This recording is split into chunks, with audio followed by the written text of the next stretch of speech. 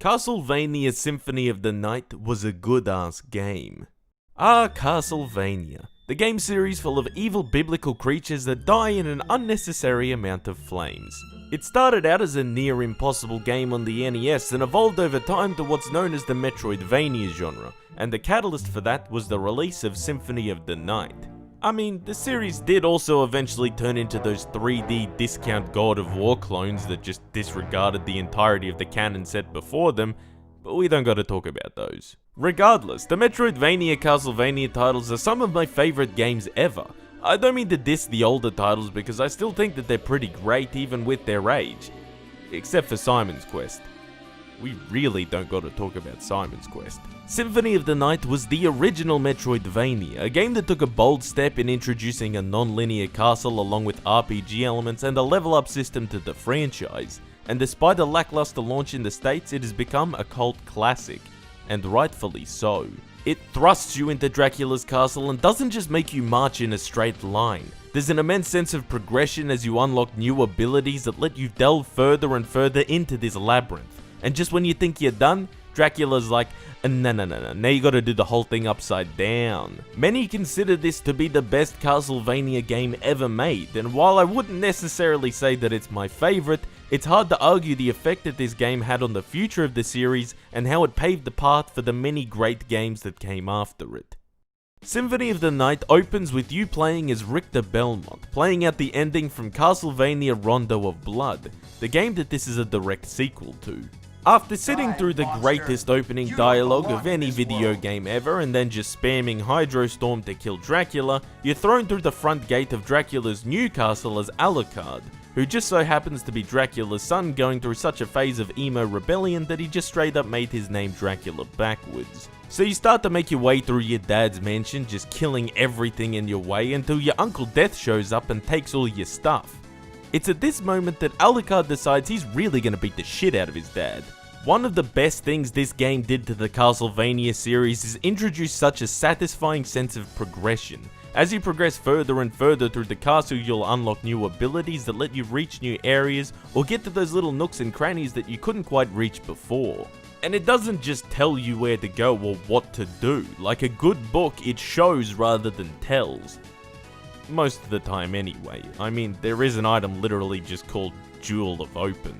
You'll make note of a platform you couldn't reach or a gate you couldn't pass, and when you unlock a new ability and realize where you have to go next, is when the game really starts to click. The game also has an alternate Richter mode where you play as Belmont, which is a nice addition but isn't quite as complete as the standard mode as it has no story and you lack the ability to access certain areas that only Alucard can get to. But hey, at least you don't have to sit through any dialogue. One of the best things about Symphony of the Night is part of its namesake, the soundtrack. While maybe not the absolute best soundtrack in the series, it fits the gothic style and tenebrous atmosphere perfectly. The gloomy ensemble as you march through the entrance, the calm, eerie score as you explore the castle's innards, to the final haunting melody as you climb to the keep. And that soundtrack is backed up by a fantastic art style that once again fits this gothic labyrinth perfectly. The at times lavish and at other times malicious looking settings are absolutely beautiful, as are the detailed player and enemy sprites. Aesthetically, this game is masterful, which is one of the hallmarks of the Metroidvania genre. Back to the gameplay, the combat in this game is simple but effective. Because it's in 2D, there's more of an emphasis on height and aerial movement, and you don't have to worry about a stupid ass lock-on system or some dipshit camera angle. You're always in control of Alucard and you can always see what is going on, and it doesn't rely on an overtly complex combo system or QuickTime events. You just get in there and get it done. There's a bestiary of well over 100 enemies to face as well, so there's always a new enemy around the corner, like giant balls of corpses or skeletons that shoot deadly beams out of their crotch. One criticism of Symphony of the Night's combat is that there isn't a whole lot of weapon variants. The later games do a better job of having more versatile weapons to tackle the combat with, but I mean up until this point we basically only had a whip. There are sub-weapons as well which provide another alternative in combat, they're kinda OP. Which brings me to one of my negative points, the boss fights. While it's cool to come up against big boss monsters and whatnot, they're all a bit too easy. Some can be killed in seconds, and that's even without using the Shield Rod Alucard shield combo. It's not even so much that they're too predictable or don't hit hard enough. Most of the time anyway.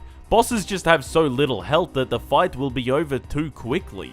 None of them really pose much of a threat. In fact, there are normal enemies that are more threatening than basically all of them. Some other aspects of the game have not aged particularly well, especially how you have to use items. Rather than just being able to use a consumable from the menu, you have to equip them and then use them like you would a weapon. Seriously, if you want to use a food item, you gotta throw it on the ground and then walk on it. What the frick? Some genius also had the fantastic idea to do voice acting for all of the dialogue. And gee, didn't that turn out great.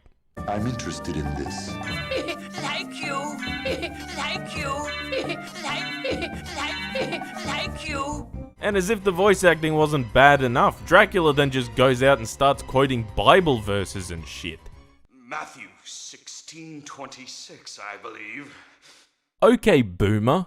There's just a number of quality of life improvements missing that are present in the later games, but this game came out in 1997, so some jankiness is to be expected when we look at it with a modern perspective. And despite all of that, there's still a lot going for this game. The gameplay, the soundtrack, the visuals.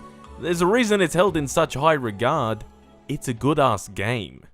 I'll be forever thankful for Symphony of the Night's release. Not only is it an absolute cracker, but so are the games that followed. The Sorrow games, Portrait of Ruin, Order of Ecclesia. I really do like the Metroidvania games too much. Symphony of the Night was a bold move, but it paid off. It took the series in a totally new direction from those classic Castlevania titles, but I reckon that it took it to its peak. And while it hasn't aged perfectly, the extremely satisfying sense of progression coupled with its combat and platforming, all wrapped up in the atmosphere so incredibly embellished by its aesthetics, are why it will always be remembered as a good ass game. I won't pretend that Symphony of the Night is my favourite Castlevania game because it's not, but it's still a damn good game and a game that I have played through many times, and I'm sure I'll be playing through it again at least a few more times yet.